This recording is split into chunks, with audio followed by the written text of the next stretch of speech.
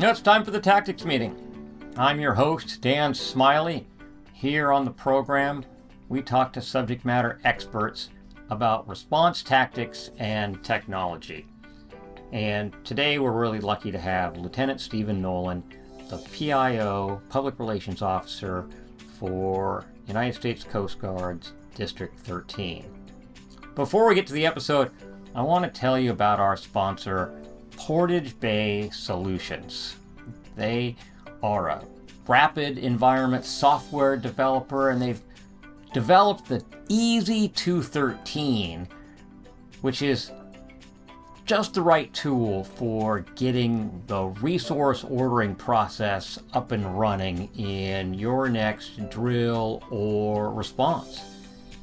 Especially since COVID, it has been really difficult to dial in some of these online processes. We tried spreadsheets and we tried PDFs and we've tried a whole bunch of things in order to do the resource ordering, and some of them worked and some of them worked less well. And then we have Easy 213, and this online environment that allows for multi-users. It allows for approvals and signatures. It's got the whole world database imported in, so you can pick right off that list. It's really the best way to get that process dialed in, and it's what I plan to use for my next drill coming up here in April, and I hope you do too. So go to Portage Bay Solutions website if you want to learn more, or give me a call and I can set you up with their primary developer. It's a great solution and I hope you try it. Now let's get to this amazing episode. Well, it's time for the tactics meeting, and today I'm excited to have Lieutenant Stephen Nolan from the United States Coast Guard. Stephen, we met I think for the first time at the communications workshop that we put on with Department of Ecology and Washington or Oregon DEQ last year, and you're the PIO for District 13. Welcome to the program. Thanks, Dan. Yeah, we had the opportunity to meet there for the first time down right in Portland, so it was a good time getting to see quite a few people from the public affairs community here in the Pacific Northwest at that event. So, Stephen, how did you start your career and get into oil spill response? I know you're the public relations officer for the Coast Guard in District 13. There aren't that many of you. It's a hard job to get into. So, what was your path to get into the chair that you're in now? It is. My first tour out of the academy, so I graduated with a bachelor's in marine and environmental sciences, and I got fortunate enough to be stationed on a polar icebreaker my first tour. From there, I got a second set of orders down to Newport, Rhode Island, where I was a operations officer on a 225-foot buoy tender, and that was my first real exposure to public affairs. It was on that buoy tender that I was the collateral duty PAO, so one of the many, many hats you get to put on and shift around when you're on a small crewed vessel like that. So I got to work closely with the District 1 public affairs shop for things like we responded to a boat fire out in the middle of the water, or out in the middle of one of the bays up there in Maine. We got PAs embedded with us. So it was my first real taste of the public affairs mission. And I mean, I started putting in for PAO jobs the second I got off that unit. It did take me another 4 years before I was able to actually land a PAO job there at D13. So I spent some time up in Alaska doing search and rescue for the Coast Guard as a search and rescue planner in Juneau, Alaska. And then my last 2 years before I came to this job, I was actually the operations officer of a 210-foot medium endurance cutter out in Virginia Beach, operating everywhere from New England down to the Carib, doing a wide variety of missions. So then the Coast Guard finally gave me the opportunity to come up here to public affairs, and I spent something like 65 days at the Defense Information School in Maryland, learning the basics of PAO, and then they threw me into the position and said, "Learn." And it's been an awesome time up here. It's been quite educational. That's a significant operational background you've got there. That's a lot of sea time. Yeah, 6 years of sea time in just about 9.5 years of service. I really love getting underway. I don't know what to tell you. Well, becoming the public relations officer is a bit of a departure from being a watchstander, but you went from the workshop that we did straight into one of the most interesting responses that we've had in the Pacific Northwest for a while, the sinking of the fishing vessel Aleutian Isle. Can you talk a little bit about uh, walking out of the workshop and getting the call for that vessel sinking? Absolutely. So I think it was not even a full week after the workshop concluded that we got the word that the Aleutian Isle case had started. And honestly, I gotta say, probably the most important part of that workshop for me was some of the touch points that we were able to get. I was able to, shake hands with Ty Keltner from Washington Department of Ecology. I was able to meet you, Miss Zeman down at the Marine Exchange, like a whole network of PAOs operating in the Pacific Northwest that I hadn't had the chance to meet with. COVID-19 took a toll on, I think, all industries, but public affairs in particular, we lost some of those touch points, right? Like, because there weren't as many in-person meetings, people move in and out, and then all of a sudden now we're in a new environment with new people. So it was a great opportunity for me to meet a whole bunch of people in person. And that became really critical when that Aleutian Isle incident happened. I was actually, it was the weekend, I believe. It was either Saturday or Sunday. And I got the phone call while I was hanging out with a couple of friends of mine. I'm like, hey, I got to excuse myself real quick. Got the brief on what was happening, took the search and rescue side, was like, okay, so that's going to be an easy wrap up there. That took a couple hours. And then shifting into the oil spill response side, I called my public affairs specialist who was on duty. And then I called my governmental affairs officer and said, hey, this is what's going on. We're going to start drafting a public statement. And then my next phone call was to Ty Keltner at Washington Department of Ecology, because I knew this was going to be a bigger event. It wasn't going to be a quick thing by any stretch of the imagination. So, and this was right on the border for the United States and Canada. It happened right in Harrow Strait, not that far from Limekiln Point. What was the reaction of the Canadians, and how did you end up working with them on public relations and messaging? Yeah, so we started getting our JIC, our Joint Information Center, set up virtually, right? Because we had components from Washington Department of Ecology, the Coast Guard. We had a few individuals from NOAA as well, especially when you talk about the southern resident killer whales. So then we began working through a couple of our liaison contacts on the Canadian side too, to make sure they were getting the information they needed. So one of the first things we did was on the operational side, they started looking to see where the extent of the oil sheening was and whether or not it was translating over the border into the Canadian side. Because as you were saying, Harrow Strait is actually a relatively narrow seaway, and it's literally divided in half between the U.S. and Canada. As we were working with the Canadian side, our efforts were to make sure they were kept up to date and informed, and more importantly, they had access to the same information we did, and it became really a cross-border effort. Thankfully, most of that sheening was able to stay on the United States side, and we were able to do a lot of containment effort in those first few hours. But it became a multi-day event, and as that progressed, we were working closely with our Canadian partners as well as our state and federal partners to make sure that information was flowing.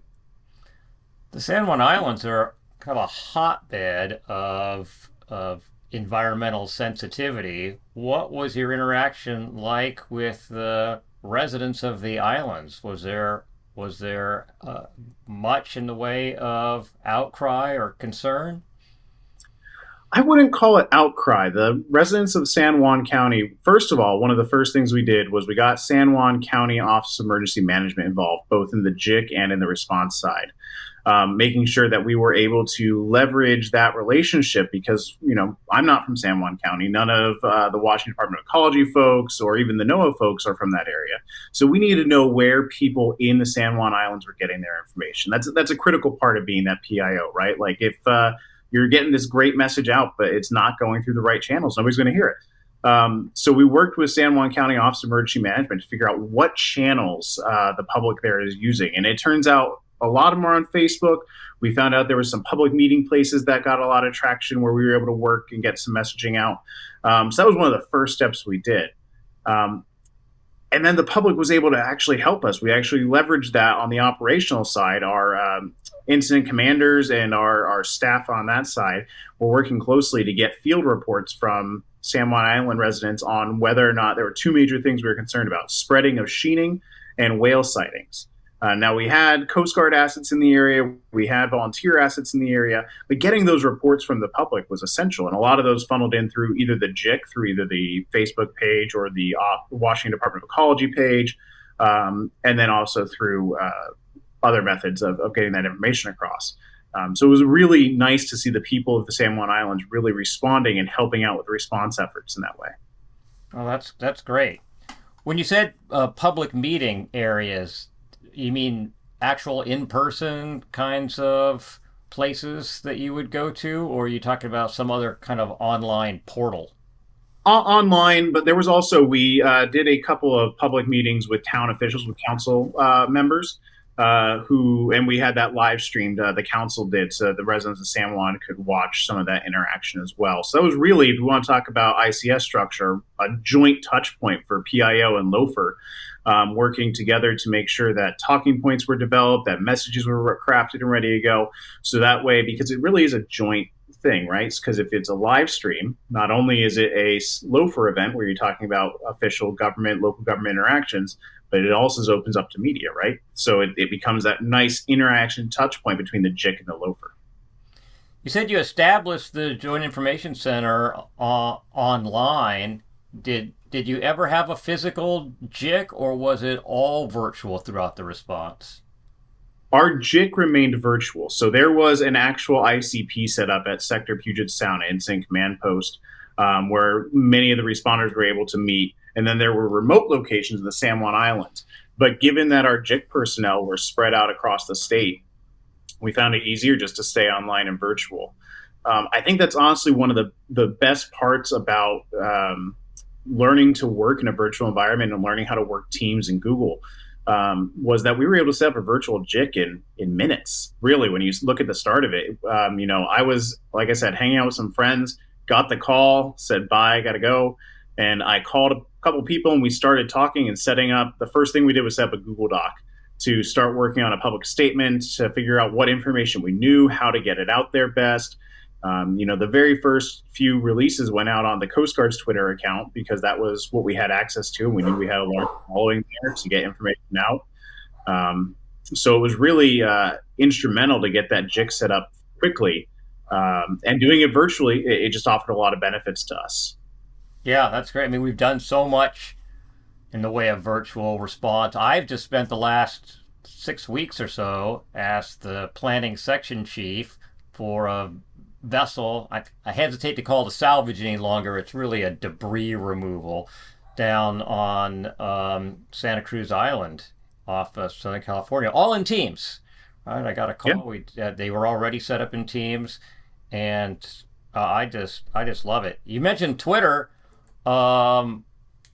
What are you still thinking, considering what's going on with Twitter, that it is a good mechanism for communication? How has that affected you, if at all, as Twitter has kind of changed its policies and flip-flopped back and forth?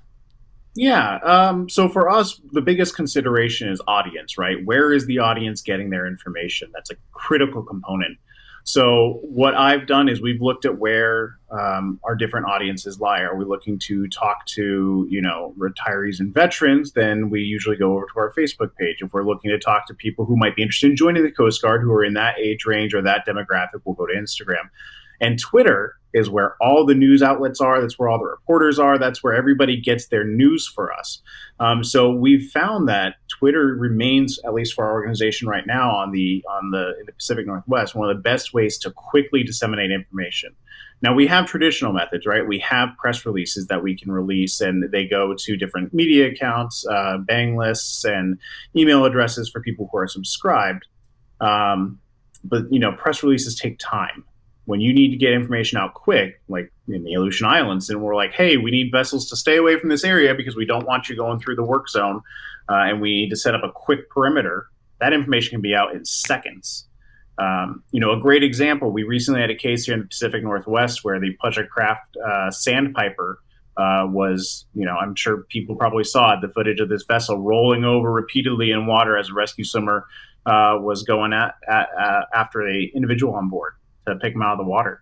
We got that footage, and it was out the door to the public within 10 minutes of the rescue actually happening. Like, by the time the aircraft touched back down the ground, the SMC, the Search and Rescue Mission Coordinator, shot me a text and said, hey, some of the guys got some excellent footage, sending it your way, and it was out the door. Can't do that with a press release. That takes time, right? So it remains one of the best ways to get information out quickly, particularly since that's where the people who are looking for that news is. We're followed by all the major factors out in the Pacific Northwest as far as media goes. That really was great footage that they shot from the helicopter, and that rescue swimmer was kicking ass. I mean, he is a phenomenal individual, and I think the part that really made that story was his first actual case. He was in school when it happened. They were all doing the Advanced Helicopter Rescue School, which is an advanced course that's required for rescue swimmers. And it was their last day. They were all sitting in their final classroom class, waiting to graduate later in the afternoon, and the call came in, and they literally rock, paper, scissors to see who was going to have the honor of going out for the rescue. And AST3 Walton Branch, Branch Walton won, and he got to take the plunge, and he did a heck of a job. And from the PAO perspective, I just got to say, he also did a phenomenal job along with his pilot, co-pilot, and mech at doing a lot of interviews and media afterwards. That's part of the package when you do a big rescue like that. And they were all phenomenal in trying to tell the Coast Guard story and really the story of that rescue. The Coast Guard actually has been doing a pretty amazing job on Instagram telling their story overall. I've really enjoyed, following the feed from the new commandant, and the whole organization has really embraced this communication idea.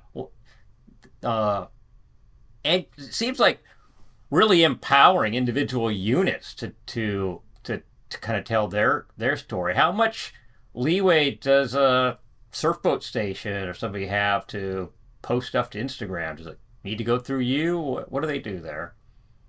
Absolutely. So each unit has the authorization through policy to set up a different type of social media account depending on the size of their unit and whether or not they have a waiver to get a different type of social media account. We're talking about Facebook, Twitter, Instagram, or whatnot. But they're able to effectively receive training from our shop, which is part of that PAO role, on best practices, management, usage, and then from there, their social media managers, once they're designated in writing and receive training, have the authorization to manage their content. It really allows for a lot of individual control, right, at the unit level, which allows them to tell their story. And then it allows the higher headquarters units, so the district or the area or headquarters, to then proceed to be able to pull that relevant social media information out of the context of the local geographic area and share it to a wider audience. The big Coast Guard account on Instagram has started doing what's called a weekly takeover. So they showcase different various assets of the Coast Guard. The Coast Guard has 11 statutory missions. They're wide ranging, and there's so many cool things that we do. The ability for big Coast Guard to share individual small unit stories really demonstrates the breadth of the missions that our organization gets to do. Another group that's been, I think, doing a really, really great job is the station in Coos Bay. I follow their feed, and they did a thing not that long ago where somebody commented, it's like, oh, the waves can't be that big. And they did a little graphic with the boat and the person, and it was really great. Yeah, I think that's something that maybe us in the Pacific Northwest take for granted. Not everybody recognizes how large the waves are and how rough the waters are out in this area of the country. I mean, the area off of Northern Oregon is called the Graveyard of the Pacific for a reason. The waters there can be absolutely treacherous. And that's part of why our Coast Guard has our National Motor Lifeboat School in that region. It's to train our surfmen to operate in the absolute worst conditions. So that way, when something bad happens, we're able to safely, effectively respond. There are so many cases in the Oregon and Washington coastline because it has such a rich history of fishing and seagoing traditions that these storms will roll up, and the Coast Guard has to be ready to cross those bars to save mariners' lives at sea. Yeah, well, that was that. Back to the rescue swimmer. That the Columbia River bar was breaking pretty hard that day. It was, yeah. Um, you know, I think what's important, if people have seen that video, it's important to remember that video was shot from a helicopter many, many feet in the air, something like 50, 60 feet in the air when that footage was shot. So the waves may not look that powerful or that large, but you also got to remember that was from quite a distance. We're talking significant breakers of in excess of 20 to 30 feet in some cases. So yeah, that area of the country can get pretty gnarly at times, and that's why, like I said, that's why we train in those weather conditions, so we're able to respond. You got to play like you train. No, you're absolutely right. So, you also were the PIO for that aircraft that crashed up by Whidbey Island. What Yes, what was that like? that was unfortunately a tragic incident. So I think one of the best things that we've been able to do is incorporate a lot of the ICS best practices into our Coast Guard response, right? So PAOs are typically PIO qualified through the ICS structure. I'm a PIO Type 3, just applied for the PIO Type 2 package, so fingers crossed. But as we started to look at that response, it wasn't quite at an ICS level, right? We weren't involving multiple organizations at the time. We were relatively self-contained. But what we did is my duty PA got the call, called me. I actually headed into Sector Puget Sound to form a quasi JIC. So we started working on division of labor. One of our Coast Guardsmen took on social media and press releases. I took on doing interviews and coordinating directly with the search and rescue mission coordinator and the command center, so we could get the most up-to-date information out there. And our search and rescue subject matter expert actually headed out to the site to do on-scene interviews. So we're really able to take some of those best practices from the ICS world and bring them to a response from the Coast Guard side of the house. That was an absolutely tragic event, and with all souls lost. But I think it really demonstrated some of the benefits that the ICS structure can bring, even when you're not fully set up in an ICS manner. You talk about your PA that you that was initially contacted. What's the role of a Coast Guard PA? If somebody wanted to get into community affairs and messaging, is becoming an enlisted member of the Coast Guard and going for a PA rating a good way to do that? Absolutely. So our public affairs specialists get trained by the DoD at the Department of Defense's Defense Information School in Fort Meade, Maryland. They go through extensive training on everything from writing, like your news articles, to media engagements, videography, photography, the whole range of public affairs. From there, they get to effectively work as a public affairs specialist. That's their entire day-to-day job. So our office has two locations, one in Seattle and one in Astoria, Oregon. We have 5 active duty members who oversee Coast Guard public affairs in the states of Oregon, Washington, Montana, and Idaho. And they get to do everything from, I have one PA this week who's currently underway on a cutter helping to coordinate videography and photography to accompany a story about Coast Guard, Canadian Coast Guard and U.S. Coast Guard joint exercises along the maritime border. I have one who was able to go down and cover the Advanced Helicopter Rescue School. My PA1 recently helped do a media embed with the New York Times for a piece on surfboat stations in the Pacific Northwest. They've been able to review magazine articles. They've been able to help with doing live on-camera interviews and interviews for newsprint and for radio. There really is no shortage of opportunities for public affairs specialists in the Coast Guard. God, I shouldn't have been a bosun mate. I should have been a public affairs specialist. It takes all types. Takes all types. Well, bosun mate was good at the time, but now I'm on camera all the time. I should have been a PA. That sounds like a great rating. You guys should come up and cover our WSMIC tabletop exercise on April 26th. Absolutely. Send me an invite, and we'll see if we can make our way over there. We love doing joint operations, especially with the state and federal partners. Because again, I mean, look at the example of the Northwest Contingency Planning Communication Workshop. That happened in such a timely manner that getting to know those people in person are absolutely critical. Should we do that again? Should we do a... I thought there was a lot of benefit to it. I think having speakers from the different response agencies was really helpful. The Washington State 1-800-BIRDS number, did not know that existed before that event, and it came in handy literally the next week as we started setting up a hotline for people to notify us about oiled wildlife. So it was really critical.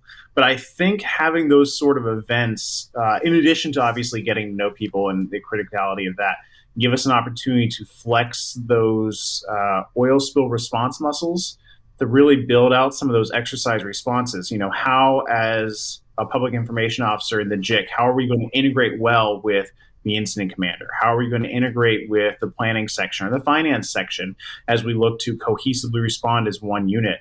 How are we going to set ourselves up for success so that when we get to the planning meeting, we're able to bring a fully formed public information plan to the table?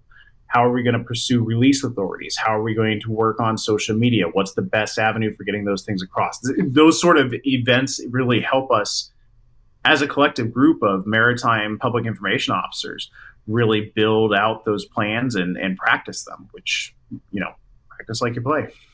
Well, as an incident commander, I always appreciate when the PIO walks in and says, here are the things I need from you. I'm looking for information release authority. I'm looking for approval to manage social media. I mean, these are the things, and it gives me a significant level of confidence that the JIC is okay, that I don't need to worry about the JIC when I see that come walking in the door. And frankly, I mean, when I started an oil spill response back in 1997, driving boats for response, I believed that oil spill response was about skimming up oil off the surface of the water. I've since learned that oil spill response is won and lost in the JIC. That's where the battle is taking place. We're going to clean that oil up. Don't worry about that. That's happening. We got that part is dialed in. But the messaging is so important that I want the PIO to walk in, break in on any meeting at any time. They're the ones I want right there at my elbow. And it's why right after I activate the OSROs for Washington State Maritime Cooperative Response, my next call is to my PIO. Absolutely. It's one of those cases, I don't remember where I read it, but there was a line somewhere along the lines of public support and public sentiment is a finite resource and you have to cultivate it. It goes back to the idea that once lost, trust is super hard to rebuild with the public. So yeah, like you said, we're going to get the oil up.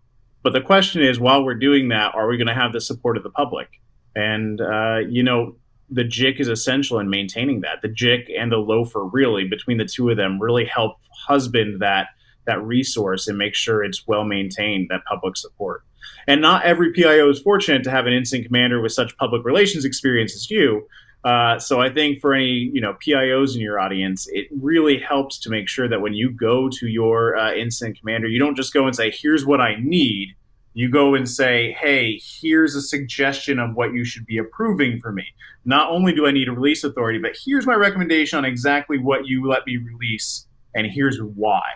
Not every incident commander has worked closely with PIO before or with the JIC. Not all, or not even been in the JIC necessarily working in their past. So having that background and being able to explain it quickly and efficiently, like, why is this release authority or why is this plan good for me, but also why it's really good for you. Oh, I completely agree. I completely agree. Well, if we do the seminar again, you were a participant the first time, but I'm going to draft you as an organizer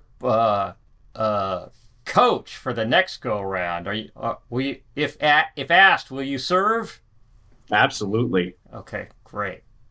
You got it on camera now too. I do. I have it on camera. I have proof. Yeah.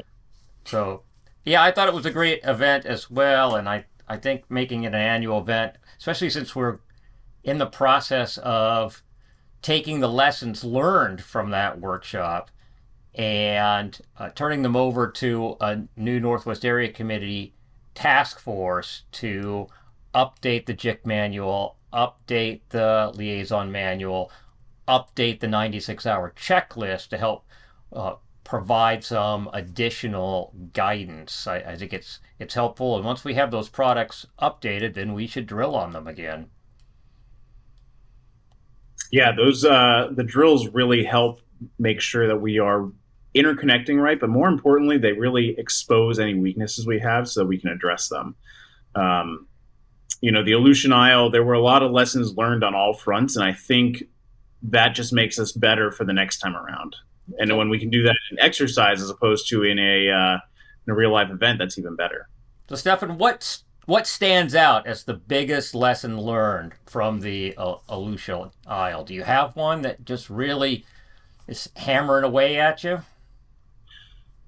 Yes and no. So I think from my perspective, one of the things that we learned was, so we've always considered the southern resident killer whale when we've considered Aleutian Isle or pollution response, especially when we got to Aleutian Isle, that quickly became a concern because there are so many of those individuals from the pods in the Straits of Juan de Fuca that were near the area, not in the Haro Strait, but up, in and around feeding and in the areas around the San Juans.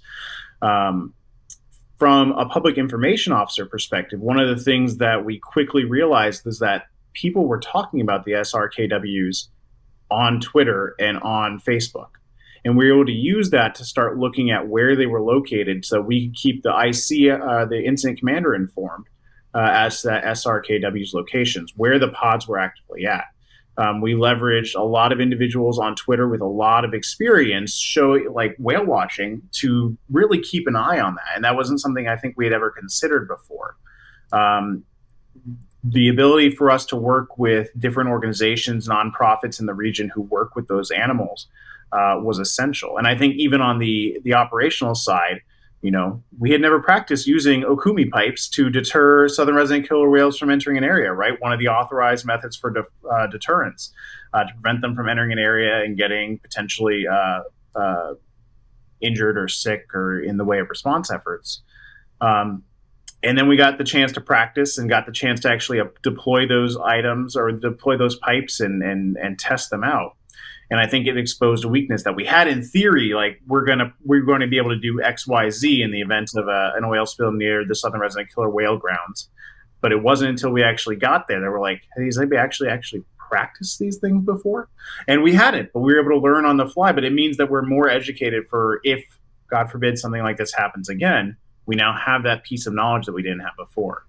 I think for me, the biggest lesson learned is just leveraging the community as a whole online. People are already there, they're talking about it. Use that as a source of information that I can then take as the PIO and feed it to the planning section chief, feed it to the operations section chief, feed it to the incident commander, and say, hey, here's what we're learning online. Here's what our research is showing us.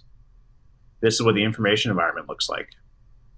Yeah, I haven't talked to anybody that deployed the pipes during the event, but I'm sure they've come up with some new practices and processes to make that go smoother and make it as effective as possible. What's the biggest challenge that you have in your role as the PIO public relations officer for an entire district. I mean, it's Washington, it's Oregon, it's Idaho, there's a lot of difference, especially when you move inland. There's a lot of difference between these areas of the Pacific Northwest. What's that like? Yeah, it's interesting. You know, every state, every local community has its own flavor, right? So there's the things they care about, the differences in those communities. So being really in tune with the local media outlets is important, and understanding what sort of Coast Guard activities are important to different communities. You know, what may be super important to individuals in Nia Bay for Coast Guard operations in the Straits of Juan de Fuca is going to be vastly different than what matters to those people down in Brookings, Oregon, near Station Chetco River. So the wide geographic disparity really is a big, I don't want to say issue, but it's a big part of the job, being able to know those areas and know those different audiences, right? You know, when we talk about public information officer, we talk about audiences a lot. Who are we talking to and how are we talking to them? When you have such a large geographic region, that becomes a lot more nuanced. And it's honestly, it's part of the fun part of the job too, though, is being able to challenge yourself as you're trying to look to how to best communicate things to different people. You know, the more audiences you have, the more challenging that can be, and the more novel you have to get in making sure your message gets across. So, having landed this choice billet as a public relations officer, does this put you on a kind of a different trajectory in your career, or are you going to see a ship again in 3 years? I fully intend to go back to sea at some point. I really love serving afloat. You know, if anybody's listening to this and has any thoughts of joining the Coast Guard, going to sea is just its own magical experience. And I know that sounds a little corny. I get it.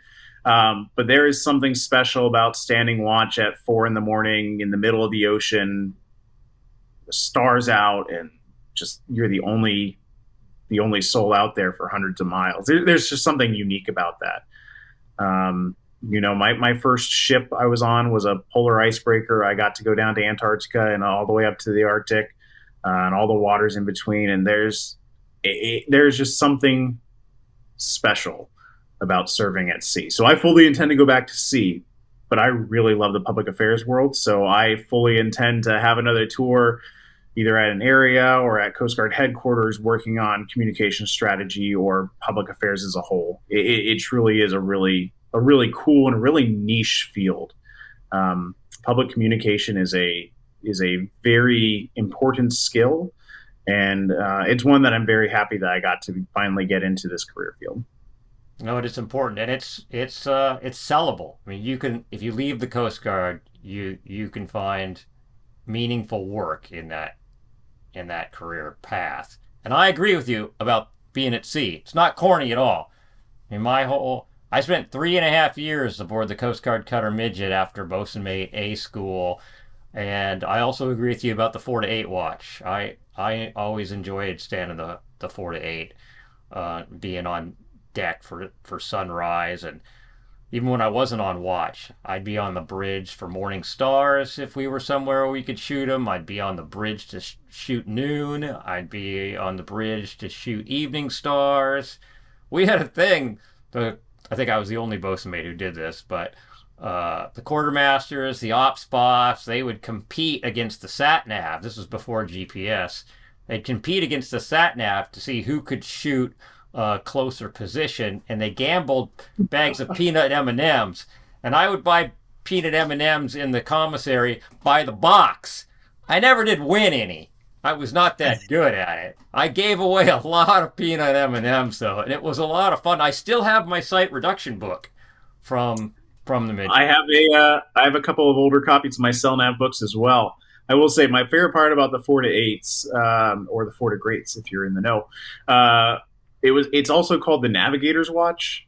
So whenever I got qualified navigator on my second ship and then again on my third ship, it was my favorite watch because you get to go up there and you get to basically check your position and make sure that the ship is where it needs to be, and then that's your time to get yourself jockeyed into position, get yourself where you need to be, and make sure the ship's staying with PIM and on track for the day's operations. And also it just gets you up and ready. Like by the time end of your watch, it's the work day. You're ready to go. Like you're already up, you got a cup of coffee in you, and you're itching to start the day. So you must be in line for an XO billet or even a CO billet of one of the 110s or something. I don't know. We'll see what the detailer has in store for me. But all I know is that if he puts me back on a cutter or she puts me back on a cutter, I'll be happy. How's your wife feel about that? She, when we got married, she knew that I love to go to sea, and she supports it. Oh, that's awesome. So as we close out here, any last thoughts you'd like to leave with our oil spill response, emergency response audience about the world of the public relations officer? Yeah, we have a saying in public affairs. Well, we have a couple of sayings in public affairs, but one of the most important ones I think is, maximum disclosure with minimum delay, and that's something we have to live by as public affairs specialists, especially in oil spills. Bad news doesn't get better with time. Getting that information out in front of it and owning that information is, absolutely crucial. Almost as crucial as developing the partnerships and relationships with your federal, state, on scene, your NGOs, all the players and key players. Having this sort of relationship where the people on a personal basis really helps when it comes time to jump into action. I think that saying needs to be on the back of a challenge coin. I just picture it in the graphic there. Well, Stephen Nolan, Lieutenant, United States Coast Guard, Public Affairs Officer for District 13, thank you so much for taking the time to be with us here on the Tactics Meeting.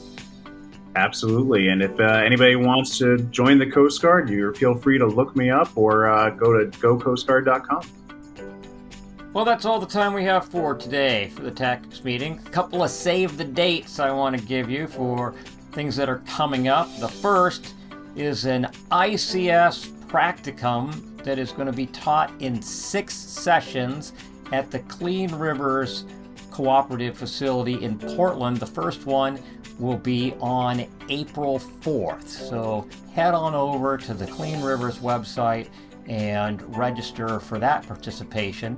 The next is an ICS 300 course. We're going to be giving it at the same location, Clean Rivers Cooperative in Portland, and it's scheduled for June 27th, 28th, and 29th. So I don't think there's a registration page for that yet, but if you want to take a 300 class, if you have somebody in your organization who needs the 300 class, it's going to be great. It's taught by Randy Ashmore at Gallagher Marine Systems. He taught it last year. People loved it, and I can't recommend this particular class highly enough. And then lastly, August 31st, the Tactics Conference. Yes, my own conference with support from Crowley Maritime Services, from the Marine Exchange of Puget Sound, Clean Rivers Cooperative. We're going to do a session on qualified individuals. We're going to do a session on hiring and retaining young employees. We're going to do a session on women in emergency response. It's going to be mostly online on Zoom, so there'll be a link for that. But we will be having some limited in-person participation available at the Clean Rivers facility where we're actually going to broadcast from. So mark your date. It's going to be great. If you like the Tactics Meeting, you're going to like the Tactics Conference. That's all we have time for today, and let's get back to it.